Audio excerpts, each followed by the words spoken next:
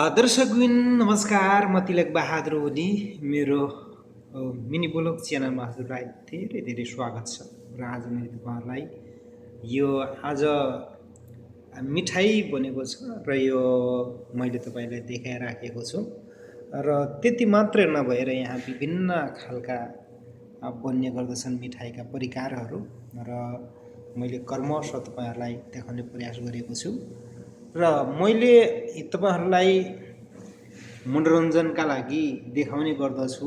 यो food so channel भनौँ न, जति तक यहाँ रहन्छ, जति तक यहाँ काम गरिन्छ, एउटा काम गरेको सम्झना स्वरूप भनेर पनि मैले यो देखाउने गर्दछु। त्यही कारणले गर्दा पनि आशा छ तपाईँहरूले हेरिदिनुहुन्छ, मन पराइदिनु हुनेछ भन्ने आशा छ। र यो फुड फेभरेट यो लभरहरूले पनि हेरिदिनु हुनेछ भन्ने आशा छ। र म धेरैजसो मेरो यो स्विट डिपार्ट त होइन, र मेरो डिपार्ट हो अर्को फुड खानपिन बनाउने डिपार्ट हो, तर पनि यो यसो मनोरञ्जनका लागि तपाईँहरूलाई देखाउने र मनोरञ्जन लिने विषयमाथि यसो आउने गर्दछु। यो हरेक किसिमका मिठाईहरू बन्दछन् यहाँ। यो बेकरी डिपार्ट हो र म धेरैजसो यो मिठाईहरूको त्यति नाम परिकार त जान्दिनँ, तर पनि अलिअलि कसैलाई यसो सोधेर के कस्तो हुन्छ भनेर यो हप्ताकै फरक फरक खानाका परिकार पनि र मिठाईहरू पनि धेरै थरीकाका हुन्छन्। त्यही कारणले गर्दा एकदमै जे भए पनि रमाइलो छ। प्रदेशमा जे जस्तो भए पनि एउटा सम्झना स्वरूप भएकै छ र हामीहरू यस्तै नै हो।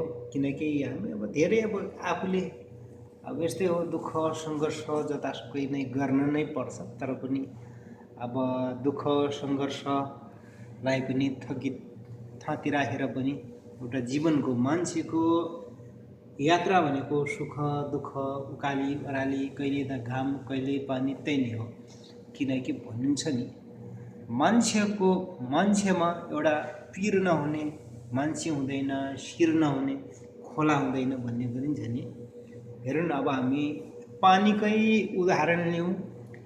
पानीले आफ्नो समुद्रमा जानको लागि पनि होइन, आफ्नो कति सङ्घर्ष गरेको हुन्छ।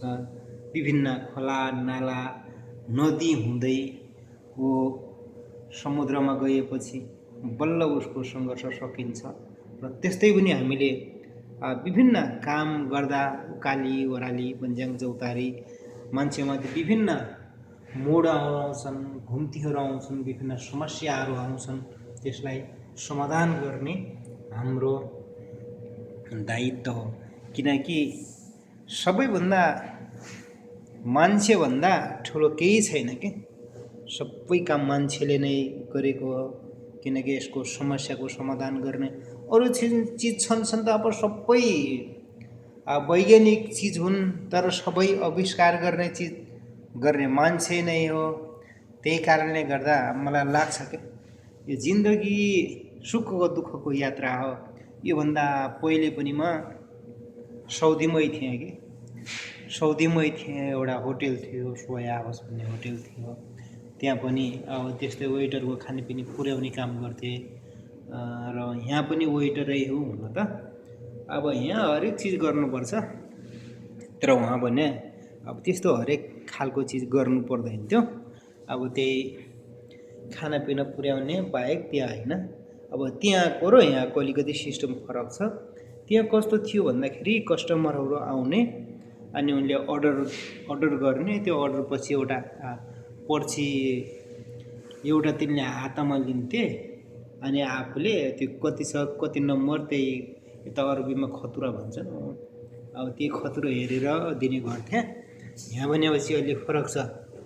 काउन्टरमा आउँछन् अनि आइसकेपछि उनले आफूले चट्ट के चाहियो अब हामीहरू वेटरलाई हालिदेऊ भन्छन्, हामीहरू त्यहाँ हालिदिन्छौँ अनि त्यसले लिन्छन् के।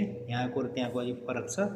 अनि त्यो थाली टिप्ने कसैको अब कहिले पालो गरिन थाली टिप्ने, कसैले अनि काउन्टरमा खाना तिनी कस्टमरलाई हालिदिने नि त्यही नै छ। मेरो यहाँ करिब 1 वर्ष जति भयो यो सेकेन्ड सिफ्टमा छ के। विशेष गरी हाम्रो यो आर्मीहरूको लागि हो खाना।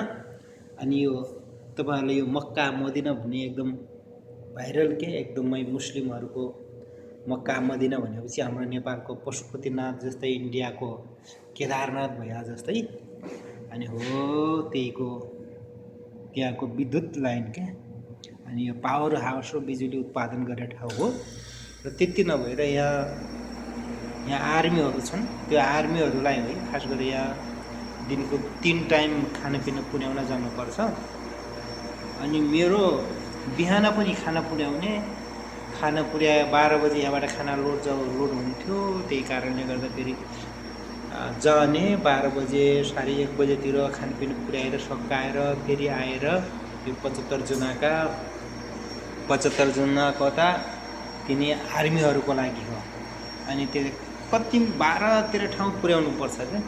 अब फेरि त्यहाँबाट आएर 75 जनाको तिनीहरूको खाना प्याक गर्ने, अनि भाँडाकुँडा धुने, त्यसपछि क्लिन बनाउन सबदेखि जति छ खाना पकाउन नभएर हुन त अब कहिलेको सब आफूले जाने जतिको आउँदा पनि पकाउन पनि पकाइन्छ। त्यस्तो धेरै जानेको चिज के हुन त अब हामी वेटर नै हौँ। अब त्यत्रो बनाउने त एलाउड त छैन, अनुमति छैन।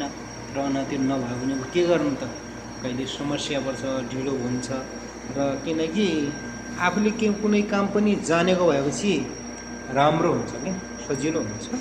यो त मेरो बेकरी डिपार्ट त होइन, मैले त्यतिकै तपाईँलाई मनोरञ्जनका लागि पनि अहिले देखाइरहन्छु। त्यही कारणले गर्दा हाम्रो काम जान्नु भन्ने एकदम आवश्यक छ है साथीहरू। जुनसुकै ठाउँमा होस् काम लाग्छ आफूलाई। किनकि हामीले काम जान्यो भने जतासुकै पनि गर्न सकिन्छ, एकदम गर्न सकियो। खाना आफूलाई सिक्ने भनेपछि कुनै न कुनै ठाउँमा काममा लाग्छ। त्यही भएको कारणले गर्दा यस्तै गरिब दुखी मान्छे, म गरिबै छु, मैले केही गर्न सकिनँ भनेर आफैले आफूलाई दोष लगाउन भन्दा पनि हामीले अलिकति सङ्घर्ष गर्न सिक्नुपर्ने जस्तो देखेँ कि मैले आफ्नो अनुभव अनुसार के। अब हामी सोच्छौँ कि म बड्डो भएँ, म बुढो भइसकेँ, अब मेरो छोराछोरी भइसकेँ, श्रीमती बहिनी बुढी भयो, के दुःख गर्नु, के काम छ र। अब मेरो त बुढो भइएँ भन्ने हाम्रो सोचकै कारणले गर्दा हामी अलिकति पछाडि पढेका पनि हुन्थ्यो। किनकि हामी पनि केही अलिकति विभिन्न खालका छौँ न, राजनीतिज्ञ मान्छेहरू छन्। तिनीहरू देख्नु त्यतिखेर पनि नेपाल शासन चलाइछन्। अब हामी जनताहरू यति अप्ठ्यारामा छौँ। किनकि तिनीहरूले त्यस्तो गर्दा हुने रहेछ भनेपछि हामी त तन्ने रहेछौँ। किनकि सङ्घर्ष गर्नुपर्छ। विभिन्न हामी गरिब बाबुका छोरा भइसकेपछि विभिन्न ठाउँमा जानु पर्यो, जीवन निर्वाह गर्नु पर्यो, पेटकै लागि पनि गर्नु पर्यो। त्यही भएको कारणले गर्दा यसो हामी दुःख पीडा कसलाई हुँदैन र, सबैलाई हुन्छ नि होइन। हामी त्यो पीडालाई बिर्साएर हामीले आफ्नो दैनिक जीवन चलाउने यस्ता विभिन्न कुराहरू गरौँ। र हुन त हुन्छ र अब मान्छे अनेकौँ खालका मान्छेहरू पनि हुन्छन्। कहिले केही कुराको ज्ञान हुनुपर्छ, कसैले केही कुराको ज्ञान छ। तर मलाई लाग्छ कि अलिकति यो हामीले दुःख सङ्घर्ष अलिकति गर्न सिकौँ हामी। किनकि हाम्रो कस्तो छ भनेपछि जो माथि बढेको छ त्यसैलाई हेर्छौँ क्या। अलिकति जो तल बसेको मान्छे छ, हामी त्यस्ता मान्छेलाई कसैले होच्याउने, गिल्ल्याउने हाम्रो समाज यस्तो छ क्या। हामी किनकि अलिकति यार ओहो कसैले त्यो काम गरेपछि ल यो सही हो नि, गर्नुपर्छ भन्ने हाम्रो चेतना होस् कि। हाम्रो त कस्तो छ भनेपछि गाउँ समाजमा ल कसैले त्यो गर्यो भनेपछि त्यसलाई होच्याउने, डोम्यान गर्ने, गिल्ल्याउने अनि नराम्रा खालका त्यस्तो मात्रै छन् क्या। त्यही कारणले गर्दा अलिकति जीवनमा दुःख सङ्घर्ष गरौँ। अनि कुनै मान्छे अलिकति अगाडि बढ्छ भने त्यसलाई अगाडि बढ्न एउटा अवसर दिउँ, मौका दिउँ भन्ने मेरो एउटा इच्छा चाहना हो। तपाईँलाई कस्तो लाग्छ र मेरो आजको यो ब्लग पाटोमा तिलकुले तपाईँ सामु अझै पुर्याउन म चाहन्छु। हवस् त, नमस्ते। हेर्दै गर्नु होला मिनी ब्लग।